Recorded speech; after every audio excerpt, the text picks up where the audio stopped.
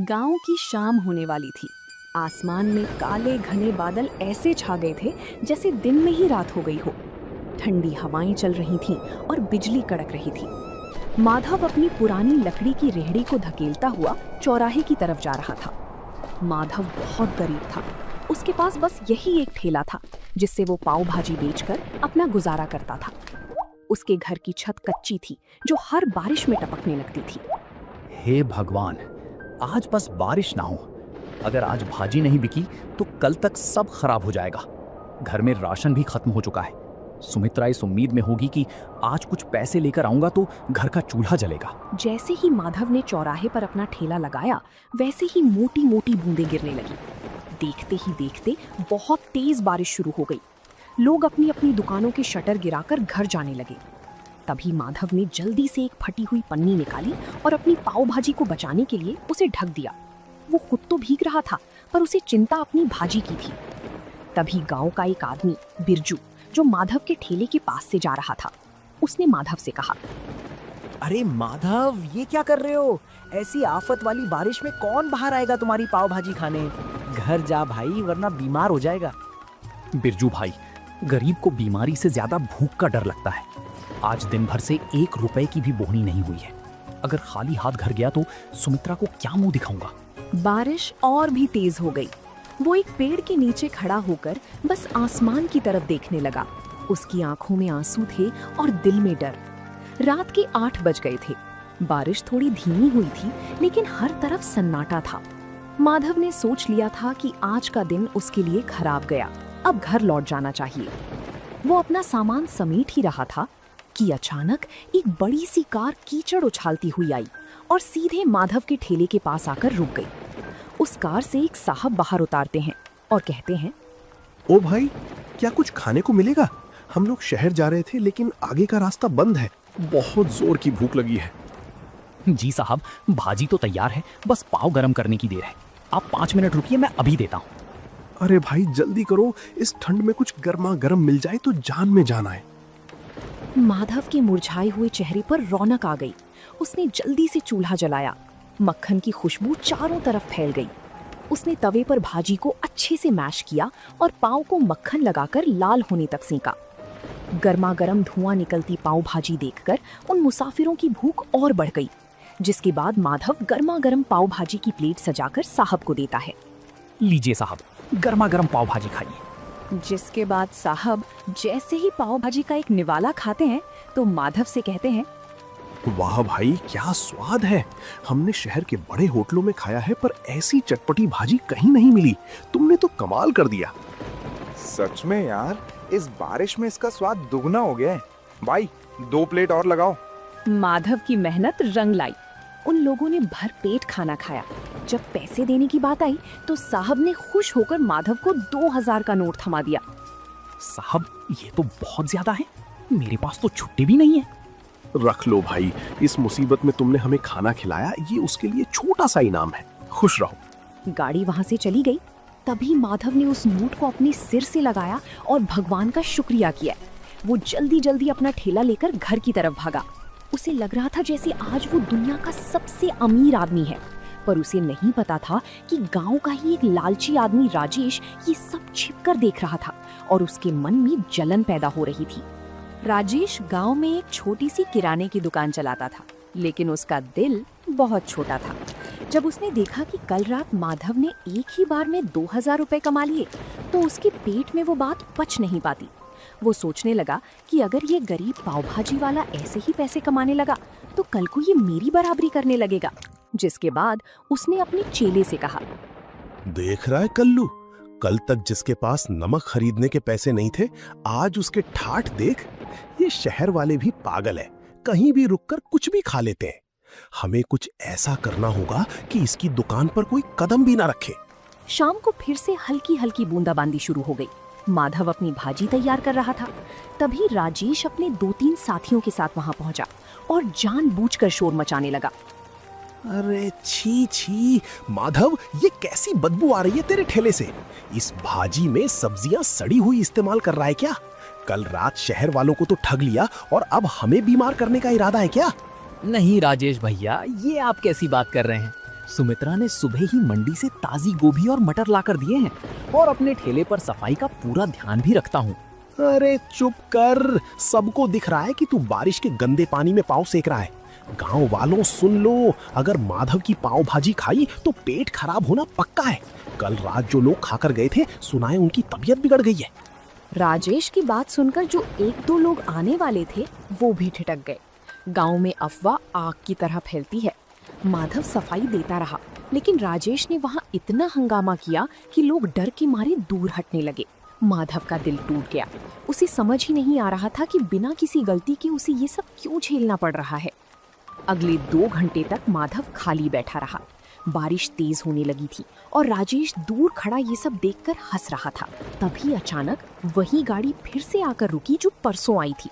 गाड़ी से वही साहब बाहर निकले, लेकिन आज उनके साथ उनकी पत्नी भी थी। साहब मुस्कुराते हुए माधव के पास आते हैं और कहते हैं, नमस्ते भाई, आज हम खास तौर पर तुम्हारी पाव भाजी खाने के लिए शहर से यहाँ तक आए हैं। मेरी पत्नी को तुम्हारी भाजी का स्वाद इतना पसंद आया कि उसने आज घर पर खाना ही नहीं बनाया। साहब, पर यहाँ तो लोग कह रहे हैं कि मेरी भाजी खाकर आपकी तबीयत खराब हो गई थी। अरे कौन फैला रहा है ये झूठ? हम तो कल से और ज्यादा तरोताजा महसूस कर रहे हैं। बल्कि मैंने तो अपने ऑफिस के ग्रुप में भी तुम्हारी फोटो डाली है। देखो पीछे एक और गाड़ी आ रही है, वो सब मेरे दोस्त हैं। साहब की बात सुनते ही राजेश का चेहरा पीला पड़ गया। देखते ही देखते वहां 3-4 गाड़ियां और रुक गईं। माधव ने फुर्ती से काम शुरू किया। ताजे मक्खन और मसालों की ऐसी महक उठी कि गांव के जो लोग राजेश की बातों में आ गए थे वो भी अपनी भूख नहीं रोक पाए। तभी गांव का एक बुजुर्ग माधव के ठेले पर आकर बोलता है, माधव बेटा, हमें माफ करना, हम इस राजेश की बातों में आ गए थे। हमें भी एक प्लेट पाव भाजी खिलाओ, इसकी खुशबू ने तो भूख जगा दी है। उस रात माधव की सारी भाजी बिक गई। राजेश शर्म के मारे वहां से खिसक गया। माधव ने आज सिर्फ पैसे ही नहीं कमाए थे, बल्कि राजेश की साजिश को भी नाकाम कर दिया था। माधव की दुकान अब गांव और शहर दोनों जगह मशहूर होने लगी थी। हर शाम उसके ठेले पर भीड़ जुटने लगी थी। सुमित्रा भी अब घर पर माधव की मदद करती और दोनों मिलकर और भी स्वादिष्ट मसाले तैयार करने लगे। लेकिन माधव का सपना अब बड़ा हो गया था और एक रात जब माधव घर लौटा तो उसने देखा कि सुमित्रा छत से टपकते पानी को रोकने के लिए बर्तन रख रही है। पूरी रात दोनों सो नहीं पाए क्योंकि बिस्तर भीग चुका था। और तभी उस रात माधव ने एक बड़ा फैसला लिया। सुमित्रा, अब बहुत हो गया। कब तक हम इस टपकती छत के नीचे रात गुजारेंगे? भगवान की दया से अब हमारे पास कुछ पैसे जमा हो गए हैं। मैं सोच रहा हूँ कि अब ठेला छोड़कर एक छोटी सी दुकान किराए पर ले लूं। दुकान? पर उसके लिए तो बहुत पैसे लगेंगे और गांव के चौराहे पर दुकान मिलना भी तो मुश्किल है। कोशिश करने में क्या हर्ज है? अगर एक बार पक्की दुकान हो गई तो बारिश में भी धंधा बंद नहीं होगा और लोग आराम से बैठकर खा सकेंगे। मैं कल ही सरपंच जी से बात करूंगा। अगले दिन माधव सरपंच जी के पास गया। सरपंच जी ने माधव की मेहनत देखी थी, इसलिए उन्होंने उसे चौराहे के पास एक पुरानी दुकान किराए पर दिलाने में मदद की। माधव ने दिन रात एक करके उस दुकान की सफाई की और उसे एक छोटी सी पाव भाजी ढाबे का रूप दे दिया। माधव के ढाबे का नाम रखा गया माधव पाव भाजी सेंटर। उद्घाटन के दिन माधव ने पूरे गांव को न्योता दिया। उसने सोचा था कि पुरानी बातें भूलकर वो राजेश को भी बुलाएगा ताकि गांव में भाईचारा बना रहे। जिसके बाद माधव राजेश की दुकान पर जाता है और कहता है, राजेश भाई, आज मेरी छोटी सी दुकान का उद्घाटन है, आप जरूर आना, मुझे बहुत खुशी होगी। बड़ा आया दुकान खोलने वाला। 2 दिन क्या शहर वाले रुक गए, तू तो अपने आप को राजा समझने लगा। जा, मैं नहीं आने वाला तेरी सड़ी हुई दुकान पर। माधव उदास मन से वापस आ गया। शाम को ढाबे पर खूब रौनक थी। मुसाफिर, गांव के लोग और बच्चे सब बड़े चाव से पाव भाजी खा रहे थे। तभी अचानक कुछ ऐसा हुआ जिसकी किसी ने उम्मीद नहीं की थी। गांव के कुछ आवारा लड़के, जिन्हें राजेश ने पैसे देकर भेजा था, ढाबे के अंदर आए और शोर मचाने लगे। और एक लड़का जानबूझकर प्लेट नीचे गिरा देता है और कहता है, अरे ये कैसी भाजी है? इसमें तो कंकड़ पत्थर है। तुम लोग हमें बीमार करना चाहते हो क्या? माधव सन्न रह गया। उसे पता था कि भाजी उसने खुद छानी है, उसमें कंकड़ हो ही नहीं सकते। लेकिन वो लड़के इस बात को लेकर दुकान का सामान बाहर फेंकने लगे, जिसके कारण दुकान का पूरा माहौल खराब हो गया। तभी भीड़ में से एक कड़क आवाज आई, रुको, ये क्या बदतमीजी है। सबने मुड़कर देखा तो वो गांव के नए हेड कांस्टेबल रघुवीर सिंह थे। वो सादे कपड़ों में अपनी पत्नी के साथ वहां पाव भाजी खाने आए थे। उन्हें देखकर राजेश के भेजे हुए लड़के घबरा गए, जिसके बाद रघुवीर सिंह उन लड़कों के पास जाकर कंकड़ वाली प्लेट उठाते हैं और कहते हैं, तुम कह रहे हो इसमें कंकड़ है? जरा मैं भी तो देखूं।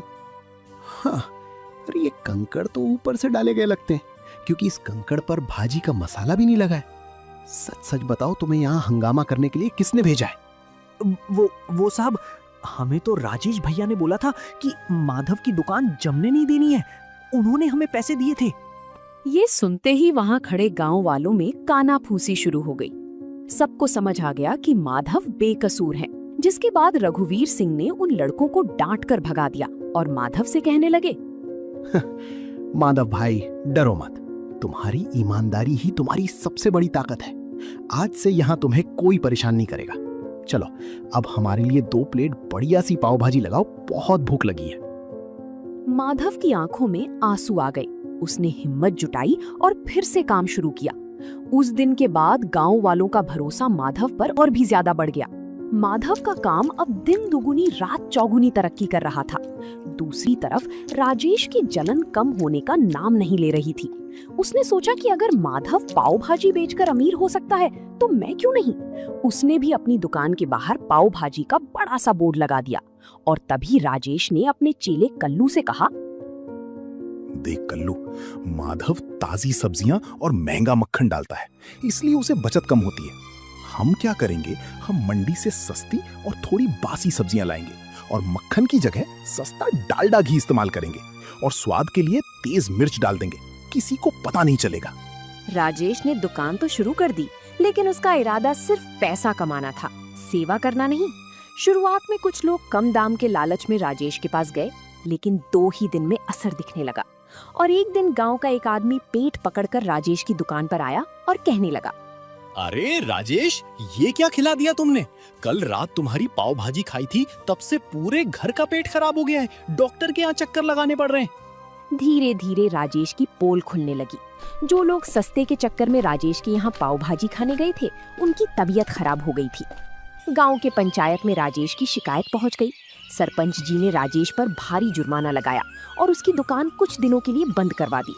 राजेश को लालच की बहुत बड़ी सजा मिली थी। राजेश की दुकान बंद हो गई और पूरे गांव में उसकी बदनामी हो गई। दूसरी तरफ माधव ने अपनी मेहनत से न केवल गांव वालों का दिल जीता, बल्कि अब दूर दूर से लोग उसकी पाव भाजी का स्वाद चखने आने लगे थे। लेकिन माधव का दिल आज भी उतना ही साफ था जितना पहले दिन था। माधव का छोटा सा ढाबा अब छोटा पड़ने लगा था। शहर के एक बड़े अखबार में माधव की कहानी छपी कि कैसे एक गरीब पाव भाजी वाले ने अपनी ईमानदारी से अपनी किस्मत बदली। इस खबर के बाद शहर के एक बड़े बिजनेसमैन माधव के पास आए। माधव भाई, आपकी भाजी में जो स्वाद है वो मैंने आज तक कहीं नहीं चखा। मैं चाहता हूँ कि शहर के मुख्य हाईवे पर हम मिलकर एक बड़ा फैमिली रेस्टोरेंट खोलें। जगह और पैसा मेरा होगा और हुनर आपका। साहब, मैं तो एक छोटा सा आदमी हूँ। मुझे डर लगता है कि कहीं मैं इतनी बड़ी जिम्मेदारी संभाल पाऊंगा या नहीं। क्यों नहीं संभाल पाएंगे? आपने कीचड़ और बारिश में ठेला चलाया है। ये तो फिर भी छत के नीचे का काम है। आपको भगवान ने मौका दिया है, इसे मत छोड़िए। माधव मान गया। कुछ ही महीनों में हाईवे पर एक आलीशान ढाबा तैयार हो गया, जिसका नाम रखा गया माधव की असली पाव भाजी। अब माधव के पास काम करने के लिए कई लोग थे, लेकिन वो आज भी खुद खड़े होकर भाजी का मसाला तैयार करता था ताकि स्वाद न बदले। माधव अब एक बड़ा आदमी बन चुका था। उसने गांव में अपने लिए एक पक्का और सुंदर घर बनवा लिया था। एक दिन जब वो अपने पुराने गांव के चौराहे से गुजर रहा था, तो उसने देखा कि राजेश अपनी दुकान के बाहर बहुत उदास बैठा है। उसकी दुकान पर धूल जमी थी और वो बहुत कमजोर लग रहा था। जिसके बाद माधव राजेश के पास जाता है और कहता है, राजेश भाई, राम राम, क्या हालचाल है? माधव, तुम यहाँ? भाई, मुझे माफ कर दो। मैंने तुम्हारे साथ बहुत बुरा किया, तुम्हारी दुकान उजाड़ने की कोशिश की। आज देखो, कुदरत ने मुझे वहीं लाकर खड़ा कर दिया है। मेरी दुकान बिकने की कगार पर है और मेरे पास कोई काम नहीं है। पुरानी बातें भूल जाओ राजेश भाई। इंसान गलती का पुतला है। मुझे आपसे कोई शिकायत नहीं है। अगर आप चाहें तो मेरे नए होटल में स्टोर मैनेजर का काम संभाल सकते हैं। मुझे किसी भरोसेमंद आदमी की जरूरत है। तुम सच में महान हो माधव। मैंने तुम्हें गिराना चाहा और तुम मुझे सहारा दे रहे हो। मैं वादा करता हूँ अब कभी लालच नहीं करूंगा और पूरी ईमानदारी से काम करूंगा। माधव ने राजेश को गले लगा लिया। गांव वाले ये देखकर दंग रह गए कि कैसे एक गरीब पाव भाजी वाले ने न केवल गरीबी को हराया बल्कि अपने दुश्मन को भी अपनी अच्छाई से जीत लिया। माधव की कहानी हमें सिखाती है कि बारिश चाहे कितनी भी तेज हो, अगर इरादे पक्के हो तो सूरज जरूर निकलता है। तो दोस्तों, आप लोगों को ये कहानी कैसी लगी कमेंट करके जरूर बताएं और ऐसी कहानियों को देखने के लिए वीडियो को लाइक करें और चैनल को सब्सक्राइब करें।